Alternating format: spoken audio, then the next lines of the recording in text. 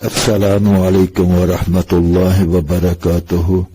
سب تعریفیں رب تعالی جل شانہ کے لیے ہیں، جس نے ہمیں پیدا کیا اور ہماری ضرورت کی تمام چیزوں کو پیدا کیا اور ہماری ہدایت کے لیے انبیاء علیہ الصلوۃ والسلام کا سلسلہ شروع فرمایا، اور سب سے آخر میں نبی رحمت حضرت محمد رسول اللہ صلی اللہ علیہ وآلہ وسلم کو دنیا میں بھیج کر ہماری ہدایت کا سامان پیدا کیا۔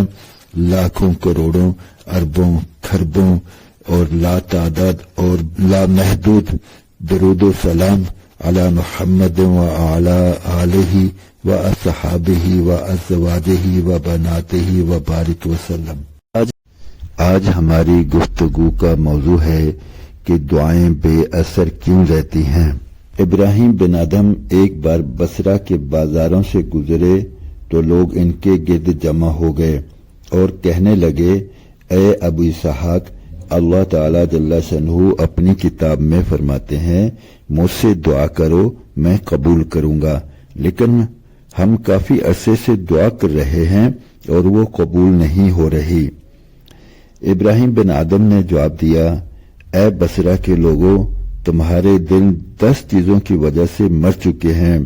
نمبر 1، تم نے اللہ رب العزت کو پہچانا لیکن اس کے حقوق ادا نہیں کیے۔ نمبر 2، تم نے اللہ رب العزت کی کتاب پڑھی لیکن اس پر عمل نہیں کیا۔ نمبر 3، تم نے رسول اللہ صلی اللہ علیہ وآلہ وسلم سے محبت کا دعویٰ کیا لیکن ان کی سنت کو چھوڑ دیا۔ نمبر 4، تم نے شیطان سے نفرت کا دعویٰ کیا لیکن اس کی پیروی کی۔ نمبر 5، تم نے جنت سے محبت کا کہا لیکن اس کے لیے عمل نہیں کیا۔ نمبر 6، تم نے جہنم سے ڈرنے کا دعویٰ کیا لیکن خود کو اس کے حوالے کر دیا۔ نمبر 7، تم نے موت کو یقینی مانا لیکن اس کی تیاری نہیں کی۔ نمبر 8، تم دوسروں کے عیبوں میں مشغول رہے اور اپنے عیبوں کو نظر انداز کیا۔ نمبر 9، تم نے اپنے رب کی نعمتیں استعمال کی لیکن شکر ادا نہیں کیا۔ تم نے اپنے مردے دفن کیے لیکن عبرت حاصل نہیں کی۔ اس کا حوالہ ہے حلیۃ الاولیاء جلد 6 میں۔ اسی کتاب کا ایک اور حوالہ ہے، ابراہیم بن ادہم نے فرمایا، سب سے بھاری اعمال وہ ہیں جو جسم پر سب سے زیادہ بھاری محسوس ہوتے ہیں۔ جو شخص ان اعمال کو پورا کرے گا اسے مکمل اجر ملے گا، لیکن جو عمل نہ کرے گا وہ اس دنیا سے آخرت کی طرف اس حال میں چلا جائے گا کہ اس کے پاس نہ تھوڑا ہوگا نہ زیادہ۔ مطلب یہ ہے کہ وہ اعمال جن میں مشقت زیادہ ہوتی ہے ان کا اجر بھی زیادہ ہوتا ہے۔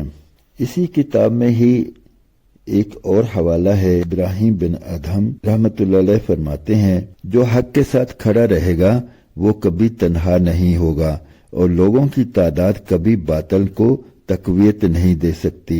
کیسا زبردست بات بتا دی کہ جہاں لوگ زیادہ ہوں تو آپ یہ نہیں کہہ سکتے کہ یہ حق پر ہیں۔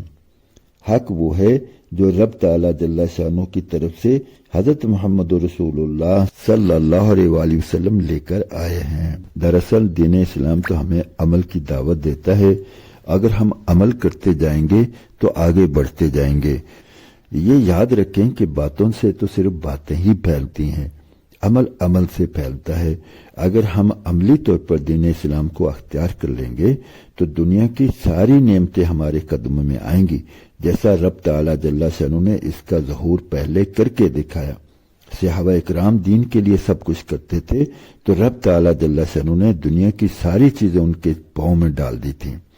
جب سے ہم نے دین کی صرف باتوں پر ہی اکتفا شروع کر دیا، عمل ہمارے اندر سے نکل گیا، تو آخرت تو دور کی بات ہے، ہم دنیا کی چیزوں سے بھی ہم محروم ہوتے چلے گئے۔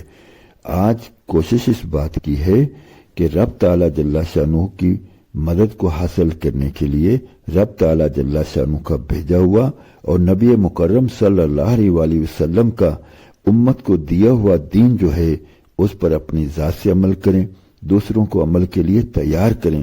ضرورت عمل کی ہے کہ ہم خود بھی عمل کریں، دوسروں کو بھی عمل پر تیار کریں۔ اگر ہم ایسا کریں گے تو رب تو کریم ہے، رب تعالی جل شانہ سے زیادہ انسانوں سے کوئی محبت کرنے والا نہیں ہے، اور نبی رحمت صلی اللہ علیہ وآلہ وسلم کو تو حق تعالی جل شانہ نے رحمت للعالمین کا لقب عطا فرمایا ہے۔